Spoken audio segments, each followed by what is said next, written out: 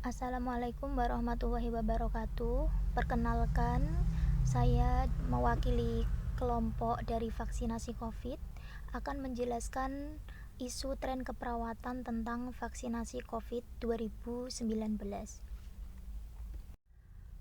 Adapun kelompok saya meliputi 1. Zibda Ulia, 2. Risma Amalia Safitri, 3. Reski Salsa Siska Septihanti, yang keempat ada Putri Dwi, dan yang kelima ada Dika Putri. Kami di sini sudah membagi tugas dengan sedemikian rupa, dan saya Risma Amalia Safitri sebagai presentator. Adapun latar belakang dari masalah ini adalah kita tahu bahwasannya dalam waktu dekat ini kita sedang dilanda oleh sebuah virus yang namanya COVID-19.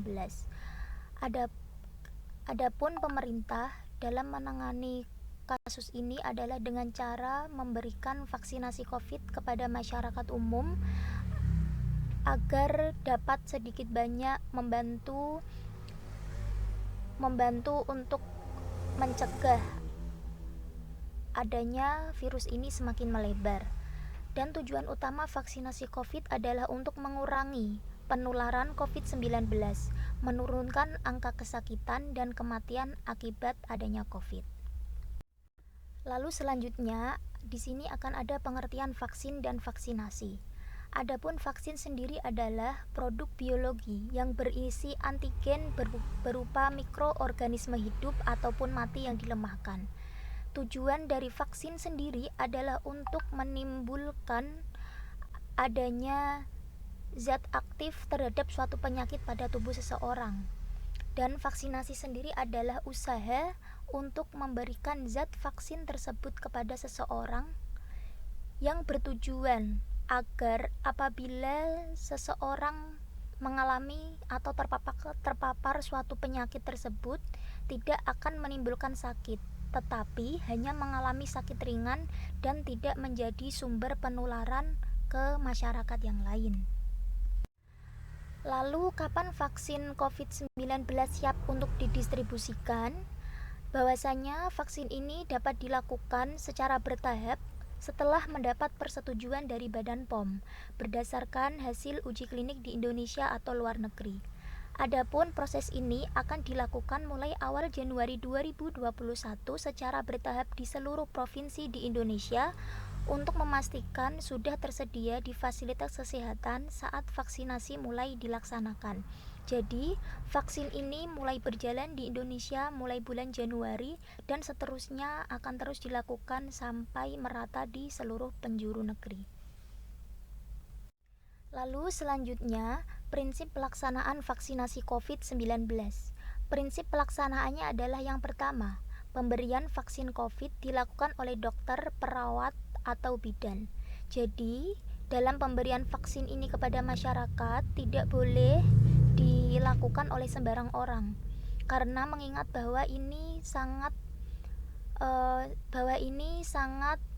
menjurus kepada kesehatan, jadi tidak semua orang dapat memberikan vaksin kepada setiap orang.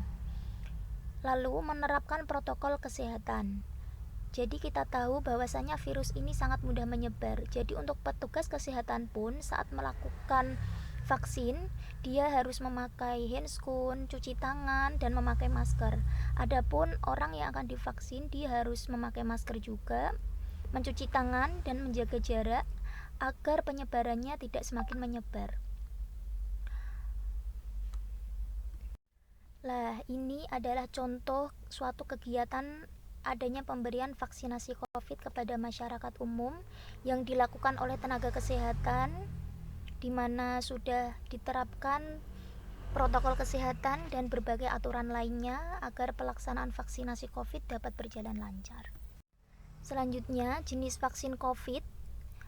Sebenarnya vaksin COVID ini ada beberapa jenis yang sudah beredar di dunia ataupun di Indonesia sendiri. Salah satunya ada vaksin Sinovac, Novavax, AstraZeneca Oxford, yang keempat ada Pfizer BioNTech, dan yang terakhir ada Covax. Sebenarnya ada banyak jenis COVID, tetapi dalam kesempatan ini kami hanya mencantumkan 3 jenis vaksin saja. 5 jenis vaksin saja. Lalu ada dosis dan cara pemberian vaksin COVID-19. Bahwasanya vaksin COVID-19 ini diberikan melalui suntikan yang disuntikkan di lengan kiri masyarakat umum, dan biasanya itu dilakukan ketika orang tersebut memenuhi syarat untuk dapat diberikannya vaksin. Lalu bagaimana cara kerja vaksin tersebut? Yaitu vaksin tersebut akan melemahkan, mengancam, bahkan membunuh suatu agen penyakit yang dapat masuk ke dalam tubuh. Lalu, vaksin itu akan membentuk suatu kekebalan atau antibodi kepada tubuh untuk melawan penyakit tertentu. Lalu, selanjutnya adalah tubuh akan dapat mengenali suatu penyakit dan akhirnya tubuh akan mampu mengetahui cara bagaimana melawan agen-agen yang masuk ke dalam tubuh tersebut. Selanjutnya adalah tahapan pengembangan vaksin. Bahwasanya vaksin itu dilakukan setelah 3 fase uji klinik, yaitu uji klinik fase 1, dilakukan uji keamanan atau imun vaksin kepada beberapa orang yang berisiko rendah, umumnya orang dewasa, muda, dan sehat. Lalu ada uji klinik fase kedua, yaitu dimaksudkan untuk memantau keamanan vaksin, potensi munculnya efek samping, respon imun, dan untuk menentukan dosis. Uji klinik fase ketiga adalah dimaksudkan untuk melihat efikasi vaksin dalam mencegah penyakit yang ditargetkan dan pengamatan lebih jauh tentang keamanan vaksin dengan melibatkan populasi yang lebih beragam dan jangka waktu yang lebih panjang. Lalu setelah kita melakukan vaksinasi, apakah reaksi yang akan terjadi pada tubuh kita? Secara umum, reaksi pasca vaksinasi yang timbul itu dapat beragam tergantung kondisi tubuh si penerima vaksin tersebut, dan itu bersifat sementara dan tidak selalu ada.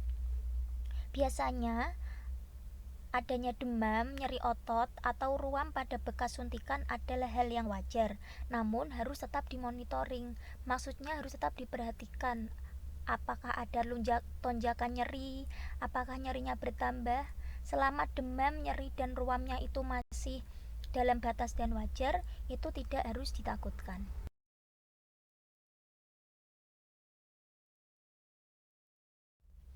Lalu, kepada siapa vaksin tersebut dapat diberikan?